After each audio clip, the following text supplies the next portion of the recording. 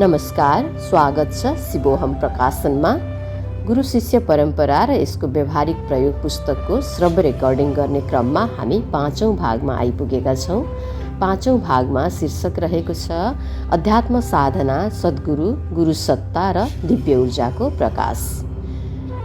यस सन्दर्भमा यहाँभित्र समावेश गरिएका विषयहरूको सन्दर्भमा टीका टिप्पणी अनावश्यक रूपमा नआओस् भनेर सुरुमै विनम्र अनुरोध गरिएको छ। म पढेर सुनाउँछु।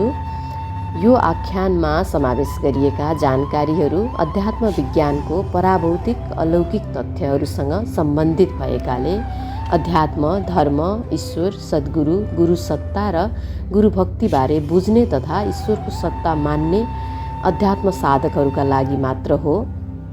अध्यात्म, धर्म, ईश्वर, सद्गुरु, गुरुसत्ताबारे ज्ञान नभएका, गुरु तथा ईश्वरको सत्ता नमान्ने अथवा विश्वास नगर्ने नास्तिक, यस सन्दर्भमा ज्ञान लिन अनिच्छुक तथा आलोचना गर्ने व्यक्तिहरूका लागि होइन, किनकि यी विषयहरूबारे जान्न, मान्न र ज्ञान लिन रुचि जागृत हुन उहाँहरूको पात्रता पुगेकै हुँदैन। भनिन्छ, समयभन्दा पहिला र भाग्यमा भएको भन्दा बढी कसैलाई पनि केही पनि प्राप्त हुँदैन। उहाँहरूको समय नआइपुगेको र भाग्यमा नभएको कारण अध्यात्म विज्ञान र यसका अलौकिक विषय बुझ्न, जान्न, मान्न, ज्ञान लिन र सद्गुरुको सानिध्यमा पुग्नबाट वञ्चित हुनुभएको हो र अज्ञानता, अनिच्छा तथा आलोचना बहानाको रूपमा प्रकट भएको हो उहाँहरूको जीवनमा। पात्रता पुगेको छैन भने व्यक्ति आफूले चाहेर पनि सद्गुरुको सानिध्यमा पुग्न सक्दैन, अध्यात्म साधनामा आफूलाई लान सक्दैन। यसका लागि उसले यो जन्म तथा आउने जन्महरूमा अध्यात्म साधना गरेर आफ्नो पात्रता पुर्याउनु नै पर्छ। अनिवार्य रूपमा यो अध्यात्म जीवनको अकाट्य नियम हो। यो सन्दर्भलाई व्यवहारिकताबाट बुझौँ। पँधेरामा पानी लिन जाँदा जत्रो पात्र अर्थात् भाँडो लिएर गइन्छ त्यति नै बराबर पानी भर्न र ल्याउन सकिन्छ। सद्गुरु तत्त्वद्रष्टा हो र ब्रह्मज्ञानको महासागर हो।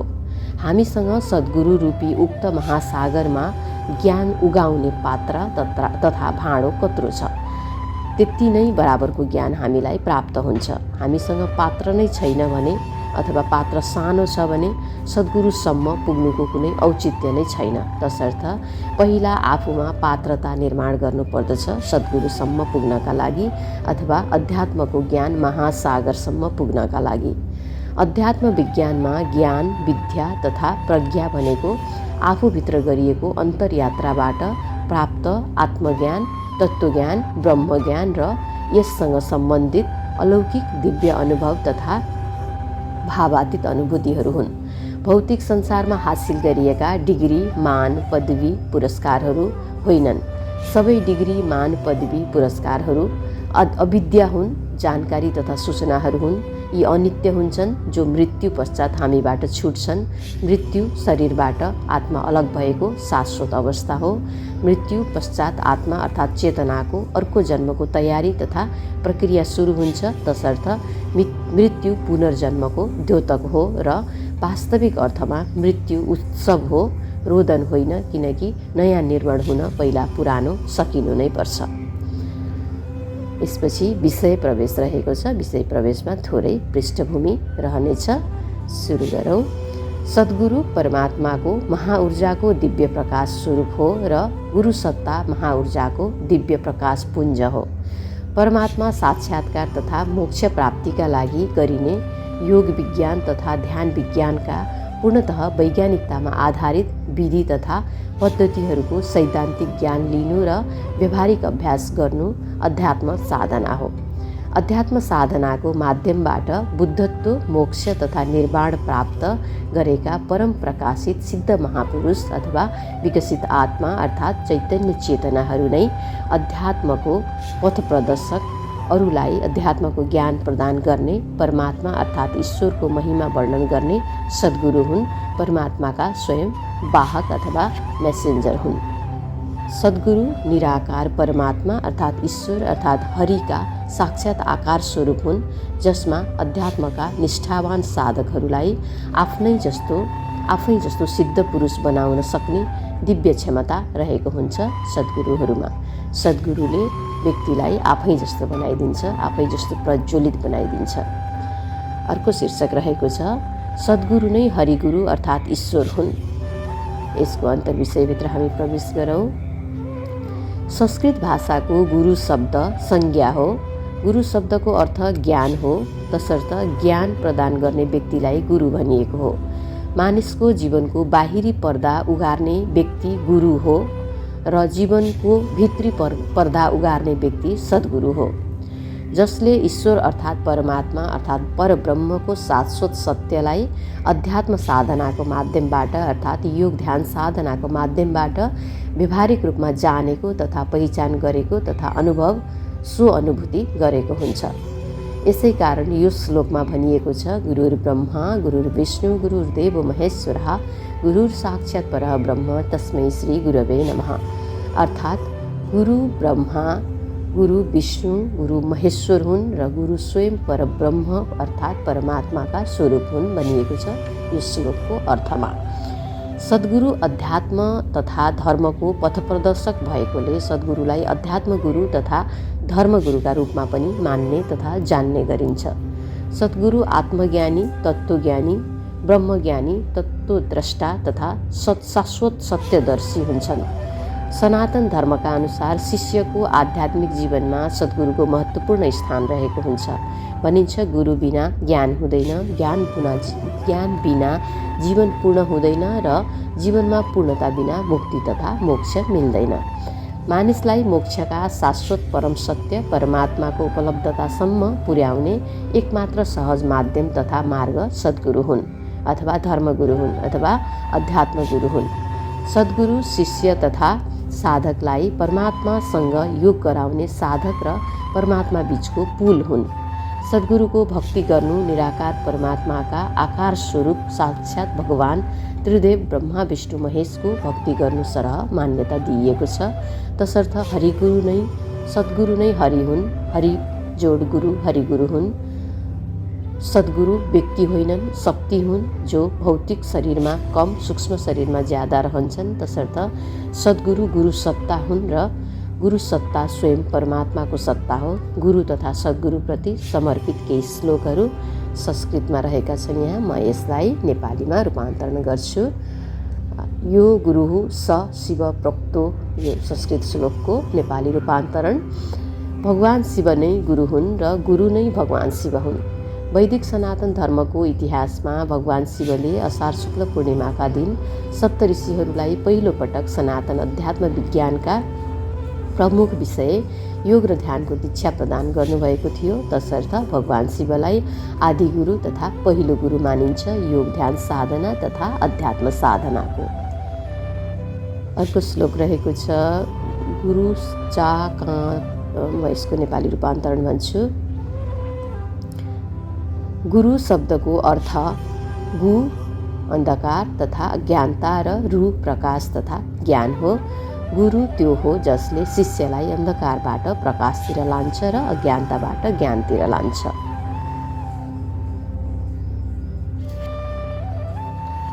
सच्चा सद्गुरुका 6 प्रकारका लक्षण रहेका हुन्छन्। ज्ञान वैराग्यम ऐश्वर्यम यशः श्री समुद्दम्भतम षड्गुस्सौ ओर्ष्यम युक्तो हि भगवान श्री गुरुप्रिय। अर्थात् ज्ञान वैराग्य यश लक्ष्मी मधुर वाणी भएको व्यक्ति गुरु हो। जसमा यी गुणहरू छैनन् ऊ गुरु हुन योग्य व्यक्ति मानिँदैन। सद्गुरु महाऊर्जाको प्रकाशपुञ्ज हो र यसको प्रभाव। यो शीर्षकको अन्तर्विषयभित्र हामी प्रवेश गरौँ। अध्यात्म साधना मानिसको शरीरको सूक्ष्म शरीरको मेरुदण्डमा स्थित प्रमुख 7 चक्रहरूमा सुसुप्त अवस्थामा रहेको कुण्डलिनी ऊर्जा जागृत गर्न अनुसरण गरिने अत्यन्तै प्रामाणिक वैज्ञानिक साधना पद्धति हो। कुण्डलिनी ऊर्जा नै जीवन ऊर्जा तथा प्राण ऊर्जा हो। यो ब्रह्माण्डको समष्टि ऊर्जाको बेष्टि स्वरूप हो। यसलाई अङ्ग्रेजीमा भाइटल फोर्स तथा लाइफ एनर्जी भनिन्छ। अध्यात्मको साधनामा साधनारत रहँदा साधकको सहस्रार चक्रबाट परमात्माको दिव्य ऊर्जाको प्रकाशपुञ्जको तेजोमय प्रवाह साधकको शरीरमा प्रवेश गर्दछ। समष्टि ऊर्जाबाट केही मात्रामा बेष्टि ऊर्जाका रूपमा। यो दिव्य ऊर्जाको प्रकाशले साधकको शरीरका 7 चक्रहरूलाई जागृत गर्दछ र जागृत चक्रहरूमा कुण्डलिनी ऊर्जाको प्रवाह बढ्छ, अर्थात् जीवन ऊर्जा, प्राण ऊर्जाको प्रवाह बढ्दछ। अध्यात्म विज्ञानको निष्ठापूर्वक ध्यान साधना गरेका सिद्ध व्यक्ति, शिष्य तथा साधक मात्र सद्गुरु हुन सक्दछन्, जो परमात्माको महाऊर्जाको प्रकाशपुञ्जमा समाहित भइसकेका तथा डुबुल्की मारिसकेका हुन्छन्।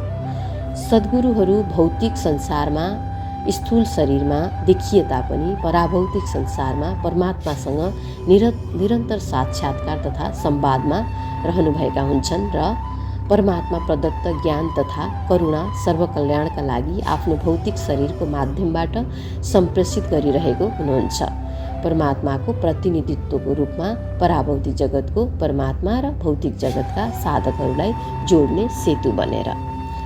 चक्र जागृत भएर शरीरमा कुण्डलिनी ऊर्जा तथा जीवन ऊर्जाको प्रवाह बढेपछि सद्गुरुको आभामण्डलमा शुद्धता तथा दिव्यता आउँछ र आभामण्डलको गुणस्तरका साथसाथै परिमाण र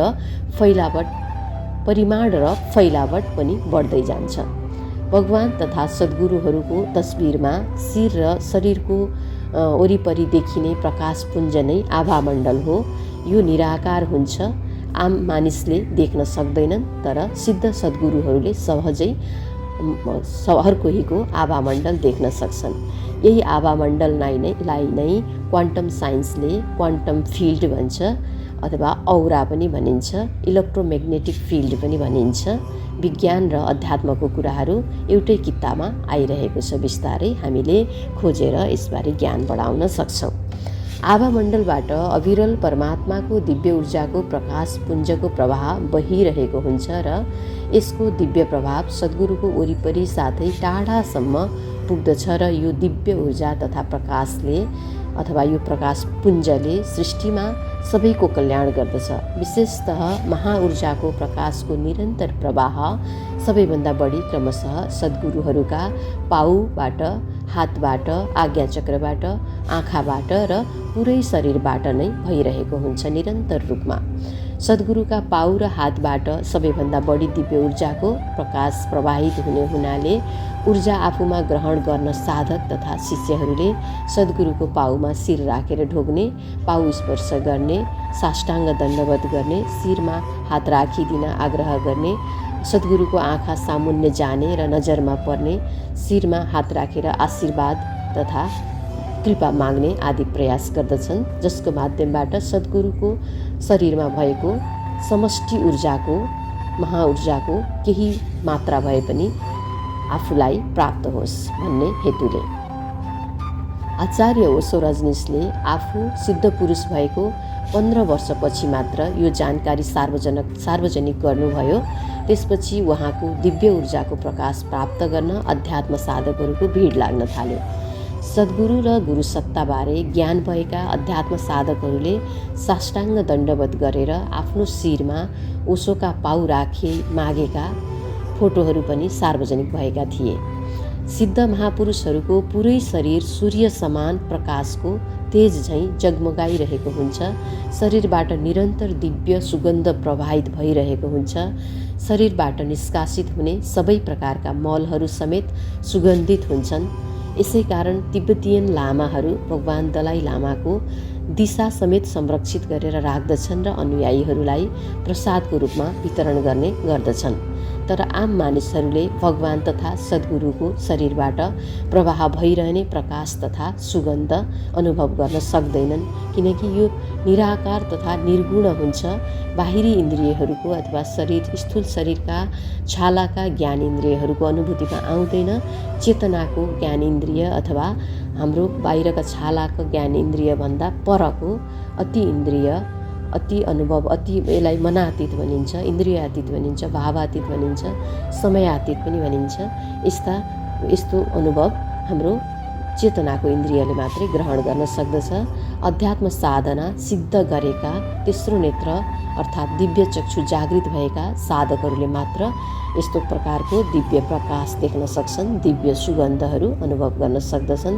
दिव्य चक्षुको अर्थात् तेस्रो नेत्रको अथवा आज्ञा चक्र अथवा शिवनेत्रको माध्यमबाट, जसको शिवनेत्र जागृत भएको छ उसलाई मात्र यो अनुभव हुन्छ। जसको शिवनेत्र जागृत भएको छैन उसलाई यस प्रकारको परालौकिक अनुभूतिहरू हुँदैन। यस सन्दर्भमा पङ्क्तिकार लेख्नुहुन्छ, उहाँ स्वयंले ध्यान साधनामा रहँदा आफ्ना सद्गुरुको शरीर सूर्यको प्रकाश समान झलमल्ल बलेको र बिना कुनै स्रोत पटक पटक श्रीखण्डको सुगन्ध उहाँलाई हरर आएको अनुभूति गरेको छु प्रत्यक्ष रूपमा।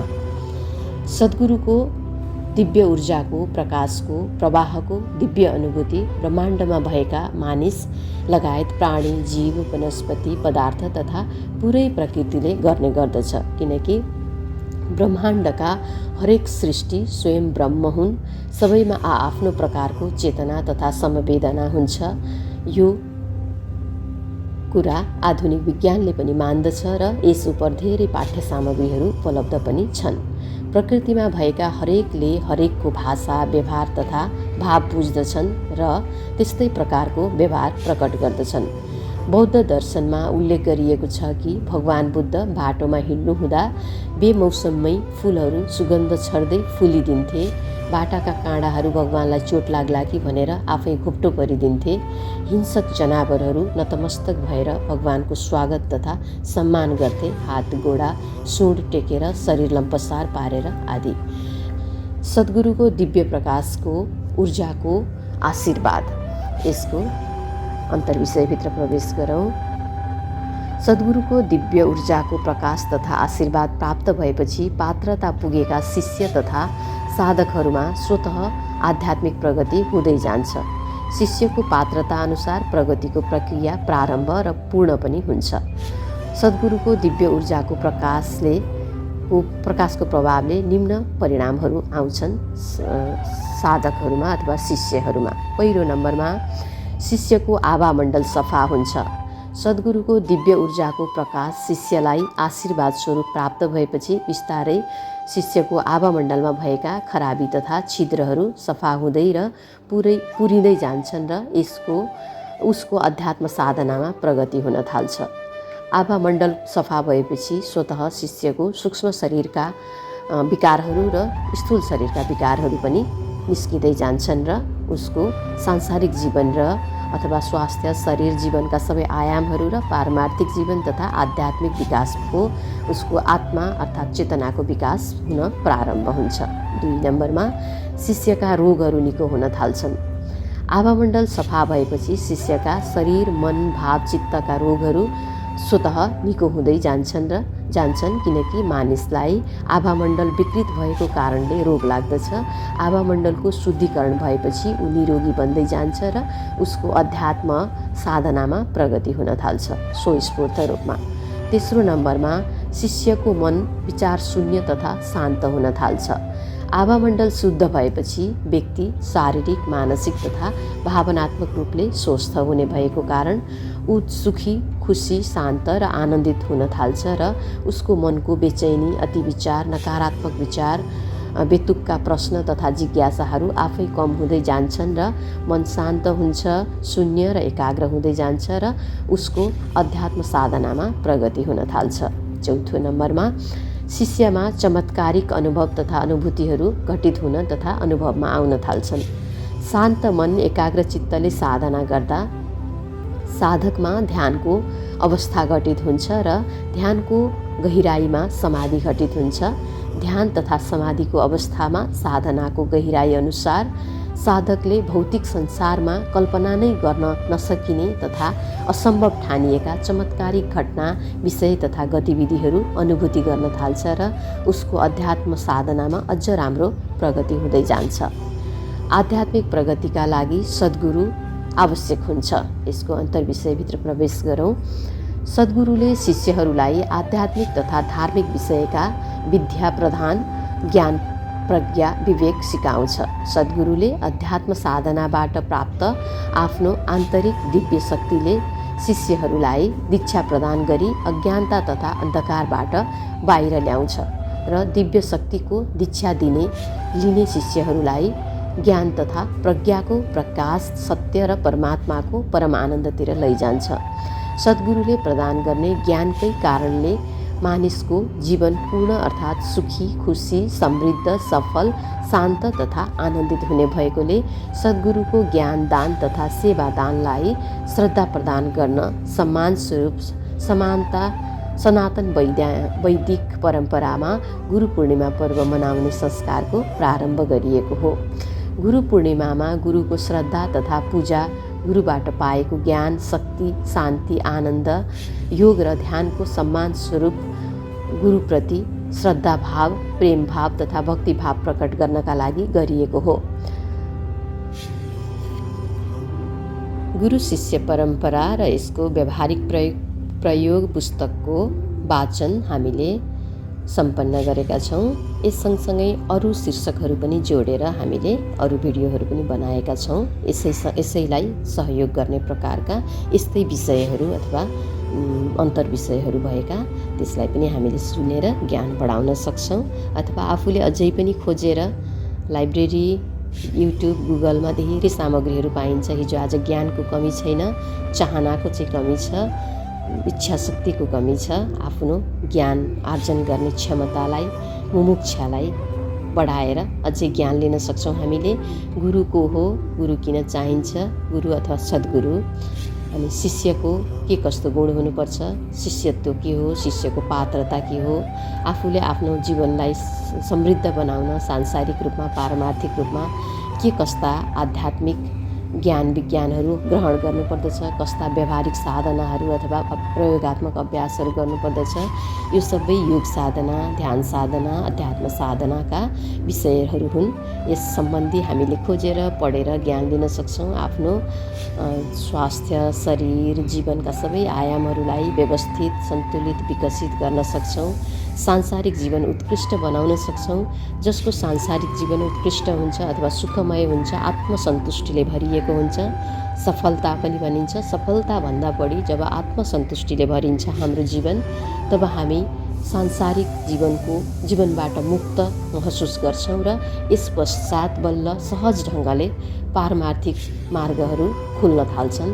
आध्यात्मिक जीवनमा विकास आउन थाल्छ। हाम्रो आन्तरिक विकास प्रारम्भ हुन्छ। वास्तविक रूपमा हाम्रो चेतनाको अर्थात् आत्माको विकास प्रारम्भ हुन्छ। चेतना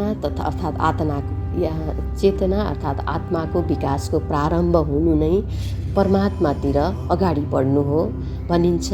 हामी साधकहरूले, मनुष्यहरूले, भक्तहरूले एक पाइला बढायौँ भने परमात्माले हामीप्रति 1000 पाइला बढाइरहेको हुन्छ। भनेपछि हाम्रो दूरी छुट्टिँदै जान्छ। जति हामीले प्रयत्न गर्छौँ त्यति परमात्माबाट अथवा अस्तित्वबाट पनि प्रयत्न हुन्छ।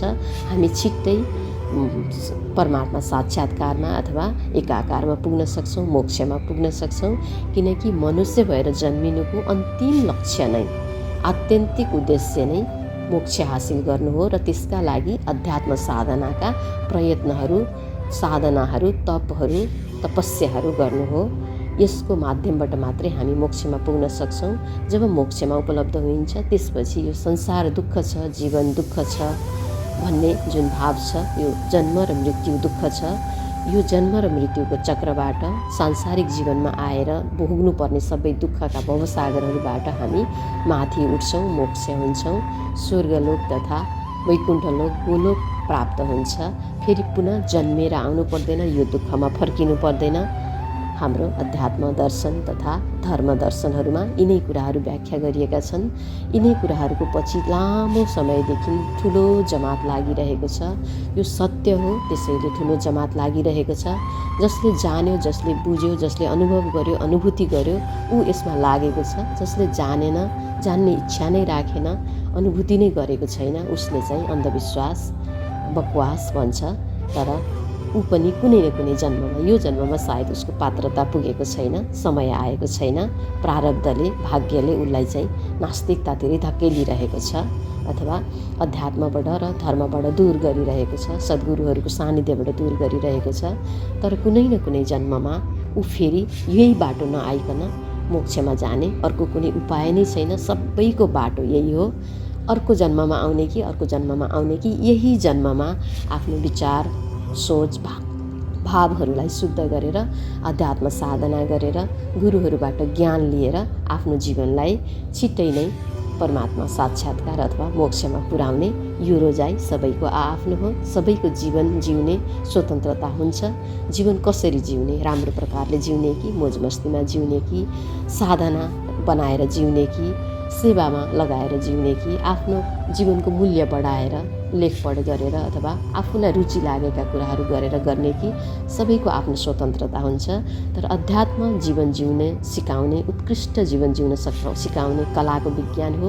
दि आर्ट अफ लिभिङ भनिन्छ अध्यात्मलाई। पुरै धर्म, हिन्दू धर्म, वैदिक धर्म अथवा सनातन धर्मलाई नै आर्ट अफ लिभिङ अथवा मनुष्यको जीवन जिउने कलाको विज्ञान भनिन्छ।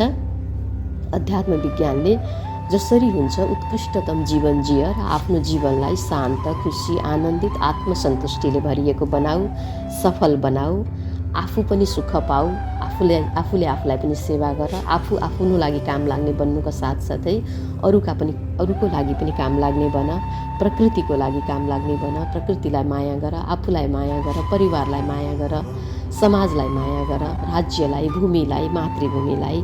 त्यो नै परमात्माको आशीर्वाद प्राप्त गर्ने, परमात्माको सानिध्य प्राप्त गर्ने, परमात्मा साक्षात्कारको मार्ग हो। जसरी हुन्छ आफूमा शान्ति भरौँ, आनन्द, खुसी भरौँ, आफ्नो जीवनमा स्वस्थ बनौँ, सुखी बनौँ हर प्रकारले, शारीरिक रूपले, मानसिक रूपले, प्राणिक रूपले, भावनात्मक रूपले, बौद्धिक रूपले, चेतनात्मक रूपले। किनभने हाम्रा 7वटा चक्र नै हाम्रो 7वटा शरीर हुन्, हाम्रो 7वटा स्वास्थ्य हुन्, हाम्रो जीवनका हरेक आयामहरूमा प्रभाव पार्ने महत्त्वपूर्ण तत्त्व हो। अथवा अदृश्य भए पनि तर सशक्त अस्तित्वमा रहेको ब्रह्माण्डको ऊर्जासँग, ब्रह्माण्डको महाऊर्जा, समष्टि ऊर्जासँग प्रत्यक्ष जोडिएको हाम्रा चक्रहरूबाटै हामीलाई सबै कुरा प्राप्त हुन्छ। जति हामी स्वस्थ हुन्छौँ, शान्त हुन्छौँ, आनन्दित हुन्छौँ, आफ्नो रुचिका कुराहरू गरेर आफूलाई खुसी बनाउँछौँ, त्यति हाम्रा चक्रहरू जागृत हुँदै जान्छन्। जति चक्रहरू जागृत हुँदै जान्छन् हाम्रा 7वटा चक्रमा क्रमशः तलदेखि माथि मेरुदण्डको पुच्छारदेखि शिरसम्म मूलाधार चक्र, स्वादिष्ठान चक्र, मणिपुर चक्र, अनाहत चक्र, विशुद्धि चक्र, आज्ञा चक्र र सहस्रार चक्र। यी सबै चक्रहरूको एउटा महत्त्व छ, एउटा फाइदा छ, तर सबै अन्तर सम्बन्धित हुन्छन्। तलको चक्र नजागी माथिका चक्र जाग्दैन। एकैचोटि हामी भर्याङको खुड्किलो उक्लिन नसके जस्तै, स्कुलको कक्षा उक्लिन नसके जस्तै बिस्तारै तलका चक्रहरूको जागरण गर्दै अथवा भेदन गर्दै सहस्रार चक्रमा पुगेपछि हाम्रो पारमार्थिक मार्ग खुल्छ, परमात्मासँगको साक्षात्कारको मार्ग खुल्छ। साक्षात्कार नै हुन्छ। खास गरिकन हृदय चक्रबाट पारमार्थिक मार्ग सुरु हुन्छ। हृदय चक्रभन्दा मुनि मणिपुर चक्र, स्वादिष्ठान चक्र र मूलाधार चक्रलाई चाहिँ सांसारिक जीवनसँग सम्बन्धित चक्र मानिन्छ। यसको लागि हामीले व्यायाम, योगासन, प्राणायामहरू गर्नुपर्छ, ध्यान गर्नुपर्छ। जब तलका 3वटा चक्र जागृत हुन्छन् अनि स्वस्फूर्त रूपमा माथिका चक्रहरू पनि जागृत हुँदै जान्छन्। तलका जीवनलाई सांसारिक चक्रसँग सम्बन्धित चक्र भनिन्छ र माथिका चक्रलाई पारमार्थिक जीवनसँग, माथिका मतलब अनाहत चक्र, विशुद्धि चक्र, आज्ञा चक्र र सहस्रार चक्रलाई पारमार्थिक जीवनसँग सम्बन्धित भनिन्छ। अनि यहाँ महत्त्वपूर्ण यहाँ चक्रको विषयमा संक्षेपमा विश्लेषण गर्नुको अर्थ रहेको छ। चक्रहरू जागरण गर्ने, विधि दिने एकमात्र मूल स्रोत, भरपर्दो स्रोत सद्गुरु हो। सद्गुरु नभइकन हाम्रा चक्रहरूको ऊर्जा जागृत हुन सक्दैन, त्यसको विधि नै प्राप्त हुँदैन, त्यसलाई शक्ति नै प्राप्त हुँदैन। यस कारणले हामीले सद्गुरु सही किसिमले पहिचान गर्नुपर्छ, सद्गुरुको सानिध्यमा रहनुपर्छ, सद्गुरुको अनुसरण गर्नुपर्छ, उहाँका ज्ञान विज्ञानहरूको। सद्गुरुले भन्नुभए अनुसार आफ्नो जीवनशैली ढाल्नुपर्छ। आफ्ना विचारलाई, मनोदशा, भावदशा अथवा जीवनका हरेक पक्षहरूलाई चरित्रवान बनाउनुपर्छ। अनि तब मात्रै हामी हाम्रो चक्रहरू जागृत गरेर आफूलाई विकसित बनाउन सक्छौँ सांसारिक रूपमा, पारमार्थिक रूपमा। र यो ज्ञान दिनुहुने गुरुहरू नै हुनुहुन्छ, सद्गुरुहरू हुनुहुन्छ। किनकि सद्गुरुहरू आफू नै चक्र जागरण गरेर परमात्मामा योगस्थ भइसकेको हुनुहुन्छ। तत्त्वज्ञान, तत्त्वद्रष्टा अथवा ब्रह्मज्ञान, ब्रह्मको अनुभूति भइसकेका हुनुहुन्छ। आत्मद्रष्टा, सत्यको अन्तिम, ब्रह्माण्डको अन्तिम सत्य के हो, ब्रह्माण्डको अन्तिम मूल स्रोत के हो भन्ने सबै जानकारी भइसकेको हुनुहुन्छ। यसकारण सद्गुरुको सानिध्य बिना, सद्गुरुको ज्ञान बिना हामीले हाम्रो पारमार्थिक जीवनको विकास गर्न सक्दैनौँ, मुस्किल हुन्छ। जति सद्गुरुको सानिध्यमा हामी रहन्छौँ उति नै चाँडो हामीलाई आशीर्वाद र कृपाका साथसाथै साधनाको ज्ञान विज्ञानले सैद्धान्तिक साधना, व्यवहारिक साधना दुवै साधनाको आवश्यकता पर्दछ। हाम्रो पारमार्थिक जीवनको विकास हुन्छ, हामी मोक्षमा उपलब्ध हुन सहज हुन्छौँ। यसकारण सद्गुरुलाई चिनौँ, सद्गुरुको सानिध्यमा रहेर ज्ञान ग्रहण गरौँ। गुरु शिष्य परम्पराले भन्न खोजेको मूल मर्म, मूल ज्ञान, मूल सन्देश यही नै हो। हामी यही यो भागलाई समापन गर्दैछौँ। हरि ओम, धन्यवाद, शिवोहम।